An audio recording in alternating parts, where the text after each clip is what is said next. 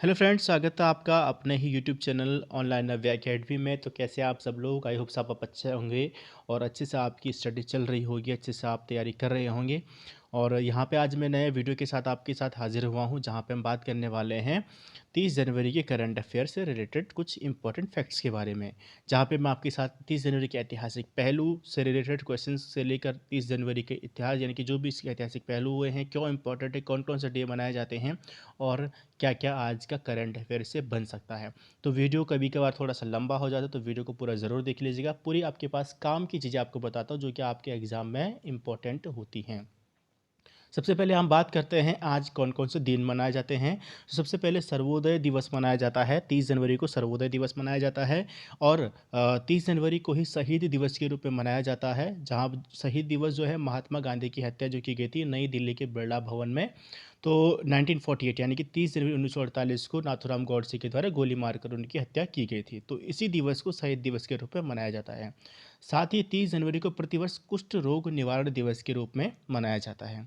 ठीक है, तो ये कुछ इंपॉर्टेंट फैक्ट्स हैं जो आपको ध्यान रखने हैं आज यानी कि 30 जनवरी से रिलेटेड। ठीक है, तो स्टार्ट करते हैं आज का जो ऐतिहासिक पहलू और भी क्या क्या हो सकते हैं और क्या क्या इससे करंट अफेयर आज का होने वाला है। तो 30 जनवरी से रिलेटेड ऐतिहासिक पहलू है। आज ही के दिन की 30 जनवरी 1530 को मेवाड़ के जो राजा जो थे राणा सांगा का निधन हुआ था। राणा सांगा से रिलेटेड आपके पास जब हम जैसे आप मुगल काल पढ़ते हैं, बाबर के बारे में मैं पढ़ा रखा है इतिहास में। ठीक है, मुगल काल के बारे में पढ़ाया हुआ, तो आप उसको वीडियो को देख सकते हैं। तो बाबर और राणा सांगा का युद्ध हुआ था 1527 में, जिसको खानवा के युद्ध के नाम से जाना जाता है। ठीक है, इसी दिन यानी कि 30 जनवरी 1903 को कलकत्ता में इंपीरियल लाइब्रेरी की स्थापना हुई थी, जिसका नाम बदलकर 1948 में नेशनल लाइब्रेरी किया गया था। 1933 में आज ही के दिन यानी कि 30 जनवरी 1933 को एडोल्फ हिटलर हिटलर को जर्मनी का चांसलर बनाया गया था। और तत्कालीन जो राष्ट्रपति थे उन्होंने जर्मनी के उन्होंने यानी कि पॉल हिंडेनबर्ग ने इन्हें चांसलर बनाया था। इसी दिन 1949 में रात्रि एयरमेल की शुरुआत हुई थी। और इसी दिन यानी कि आपको बात करेंगे यानी कि 30 जनवरी को, तो 30 जनवरी 2024 को इसी दिन 30 जनवरी 1985 2024 नहीं, 30 जनवरी 1985 को लोकसभा ने दल बदल विरोधी कानून पारित किया था। और ये जो कानून पारित किया था उसमें राजनीतिक दल बदलों ने स्वयं भी अपना रास्ता साफ कर दिया था कि अयोग्यता होने का रास्ता उन्होंने यहाँ पे साफ कर दिया था। दल बदल कानून के तहत अगर कोई भी दल बदल करता है या किसी भी तरीके से कोई नेता इस तरीके से कोई भी गलत तरीके से दल बदल या कोई भी इस तरीके से करता है, तो उनको अयोग्य घोषित किया जा सकता है इस कानून के तहत। ठीक है, तो दल बदल कानून जो है वो 10वीं अनुसूची में यानी कि भारतीय संविधान की 10वीं अनुसूची में है। और इसको 52वें संविधान संशोधन यानी कि संविधान संशोधन 52वें संविधान संशोधन जो हुआ था 1985 में हुआ था। तो 52वें संविधान संशोधन 1985 में दल बदल कानून को भारत संविधान के 10वीं अनुसूची में जोड़ा गया है। ठीक है, तो नेक्स्ट देखते हैं इसमें। ये था आपके पास ऐतिहासिक पहलू। और साथ ही यहाँ पे 2004 में यानी कि 30 जनवरी 2004 को अंतरिक्ष यान जो था अंतरिक्ष यान अपॉर्चुनिटी को मंगल ग्रह पर भेजा गया था, जहाँ पर उसने आयरन ऑक्साइड की मौजूदगी की बात यहाँ पे यानी कि तस्वीरें जो भेजी थी, आयरन ऑक्साइड की तस्वीरें वहाँ से भेजी थी, जिससे ज्ञात होता है कि कहीं भी यानी कि किसी समय में मंगल ग्रह पर पानी रहा होगा। ठीक है, आयरन ऑक्साइड की जो अधिकता यानी कि अधिकता जो है या मौजूदगी बताती है कि किसी समय में मंगल ग्रह पर पानी रहता था। तो चलिए देखते हैं नेक्स्ट पॉइंट करंट अफेयर से रिलेटेड। तो करंट अफेयर के बारे में पढ़ते हैं और देखते हैं आज के प्रमुख करंट अफेयर को। सबसे पहला जो पॉइंट है उत्तराखंड से रिलेटेड है, यानी कि जो पुलना से भ्यूंडार के बीच जो है यानी कि जो हेमकुंड साहिब और फूलो घाटी मैंने यहाँ पे लिखा हुआ, तो ये चर्चा में क्यों रहा है इसके बारे में थोड़ा पढ़ लेते हैं। तो पुलना से भ्यूंडार के बीच दोनों चंबू में पड़ते ही है। भ्यूंडार भ्यूंडार जो आपका फूलों की घाटी का प्राचीन नाम है या उपनाम भी बोल सकते हैं। तो पुलना से भ्यूंडार के बीच में 7.2 किलोमीटर सड़क बनाने की केंद्र सरकार के द्वारा मंजूरी दी गई है, जिस कारण से ये प्लेस जो है वो चर्चा में रहे हैं। हेमकुंड साहिब और फूलों की घाटी दोनों के यहाँ से जाने के लिए गोविंद घाट से जो हेमकुंड साहिब है वो 17 किलोमीटर लगभग पड़ता है और फूलों की घाटी लगभग 19 से 21 किलोमीटर शायद पड़ती है। ठीक है, गोविंद घाट से। तो यहाँ से जाने के बाद जब ये सड़क बन जाएगी तो इनकी दूरी लगभग 5 से 4 किलोमीटर 4 से 5 किलोमीटर तक कम होने की संभावना जताई जा रही है। अब यहाँ पे दोनों के दोनों प्लेस हमारे हेमकुंड साहिब और फूलों की घाटी दोनों कहाँ पर स्थित है, चमोली में स्थित है। तो इनसे रिलेटेड कुछ पॉइंट्स आपके पास या कुछ क्वेश्चंस आपके पास बन सकते हैं, फूलों की घाटी से रिलेटेड और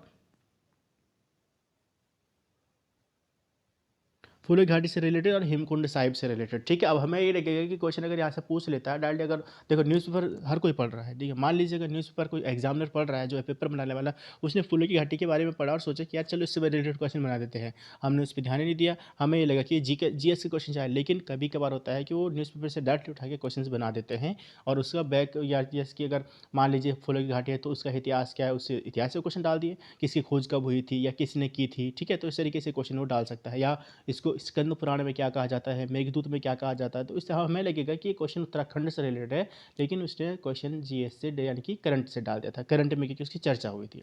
तो चलिए स्टार्ट करते हैं। तो दिखते हैं इसमें कि क्या क्या हमारे पास यहाँ पे नया सीखने को, यानी कि हेमकुंड साहिब के बारे में। तो हेमकुंड साहिब जो है वो समुद्र तल से 15,225 फीट की ऊंचाई पर ये स्थित है। और वहीं फूलों घाटी की बात करेंगे तो 12,995 फीट ऊंचाई पर ये बसा है, या हम कह सकते हैं 3600 मीटर। ठीक है, 3600 मीटर की ऊंचाई पर ये स्थित है समुद्र तल से। फीट में आपके पास ये और मीटर में ये। अब इसकी स्थापना की बात करें तो सबसे पहले हेमकुंड साहिब के बारे में बात करते हैं। हेमकुंड साहिब की स्थापना जो हुई थी 1930 में की गई थी। कब की गई थी? 1930 में। और हेमकुंड साहिब जो है वो 7 पहाड़ियों से घिरा हुआ है, 7 पहाड़ियों से घिरी हुई झील है, जिसके पास ही सिखों के 10वें गुरु गुरु गोविंद सिंह ने तपस्या की थी। और इसी के पास जो है वो लक्ष्मण जी का मंदिर है। ठीक है, इसी के पास जो है लक्ष्मण जी का मंदिर है, हेमकुंड झील के पास। हेमकुंड झील जो है उसको लोकपाल तीर्थ या 10 पुष्करणी तीर्थ के नाम से भी जाना जाता है। इसी से यानी कि जो हेमकुंड ताल जो है या हेमकुंड झील है, इसी से लक्ष्मण गंगा भी निकलती है। ठीक है, और लक्ष्मण जी का मंदिर इसीलिए यहाँ पर भी, लक्ष्मण जी का मंदिर भी यहाँ पर स्थित है। इसकी खोज जो की गई थी, यानी कि जो हेमकुंड साहब की जो भौगोलिक खोज की गई थी वो तारा सिंह के द्वारा की गई थी। किसके द्वारा की गई थी? तारा सिंह के द्वारा की गई थी। और उन्होंने अपनी बुक यानी कि तीर्थ संग्रह में इसके बारे में चर्चा की है, फूलों की घाटी सॉरी हेमकुंड साहिब के बारे में। अब देखते हैं नेक्स्ट, यानी कि फूलों की घाटी।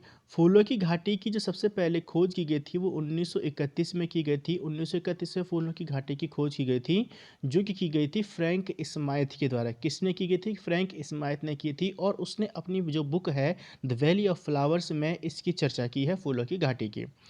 फूलों की घाटी को जो अगर इसके पुराने नाम की बात करें, यानी कि स्कंद पुराण में इसको नंदन कानन कहा गया है, और साथ ही इसको यानी कि मेघदूत में अलका कहा गया है। तो मेघदूत किसकी रचना है? कालिदास की रचना है। कालिदास के मेघदूत में फूलों की घाटी को अलका कहा गया है।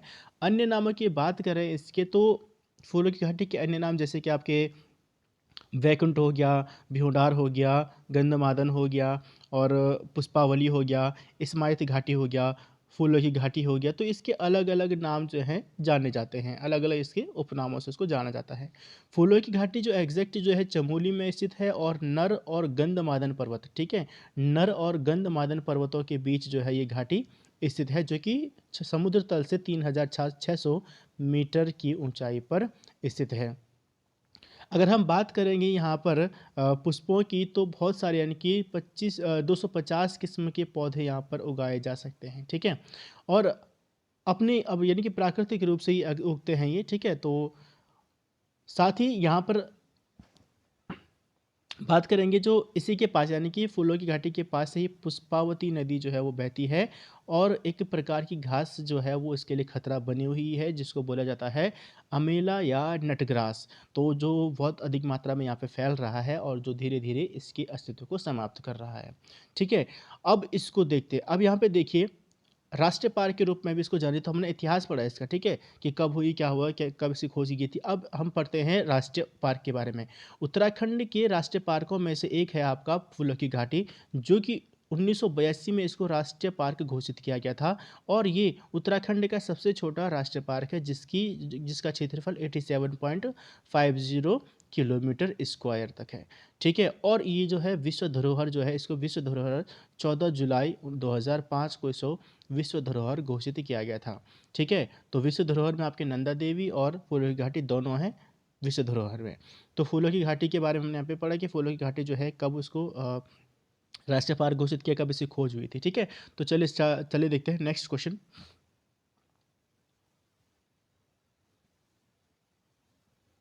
अगला आपके पास है करंट अफेयर से रिलेटेड ही है ये भी।